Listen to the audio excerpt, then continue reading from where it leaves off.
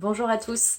Vous ne savez pas réaliser un film documentaire? Eh bien, moi non plus. Et pourtant, c'est ce que j'ai décidé de faire. J'ai décidé de me lancer dans l'aventure et de partager avec vous tout le process. Voilà, pour que vous puissiez, par curiosité ou par intérêt, parce que vous avez aussi peut-être envie de lancer ce type de projet, eh bien, en apprendre un petit peu plus sur comment on fait. Cette première vidéo, dans cette première vidéo, je voulais vous raconter un petit peu comment l'idée m'est venue. Et pour ça, il faut remonter quelques mois auparavant. On est en plein confinement, premier confinement donc de l'année, en mars 2020. Et je suis en train de regarder un film documentaire sur Arte qui s'appelle Un monde sans femmes, qui parle du contrôle des politiques de contrôle des naissances en Asie. Et en fait, ce documentaire, à titre personnel, m'a beaucoup marqué et bouleversée. Je vous le conseille d'ailleurs. Mais surtout, je me rappelle très bien m'être dit, c'est ça que je veux faire. Et pourtant, ça date pas d'aujourd'hui, cette envie de réaliser un film documentaire, puisque dans mon téléphone, j'ai une petite note, peut-être que vous avez cette petite note aussi dans votre téléphone, la liste des choses à faire avant de mourir. Et donc dedans, il y a piloter un avion, il y a écrire un livre, et il y a aussi réaliser un film documentaire. Donc ça date déjà d'un petit bout de temps.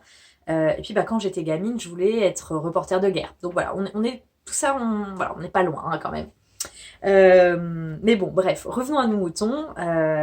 Suite à ce film documentaire que j'ai regardé au mois de mars, je me suis lancée en fait dans un programme de développement personnel au mois d'avril. Le confinement était très propice à ça. On avait du temps pour mener cette introspection. Et donc du coup, j'ai fait un programme de développement personnel avec Wonder Humanity sur 21 jours.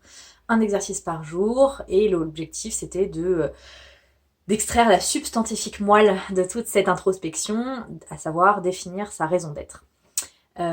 Et donc cette raison d'être, en fait déjà ce programme, moi, il m'a vraiment permis de mettre en lumière pas mal de choses, et notamment le fait que j'ai des appétences et des compétences artistiques que je n'exploite pas suffisamment au quotidien, dans ma vie de tous les jours, ou en tout cas que je relègue au plan de hobby.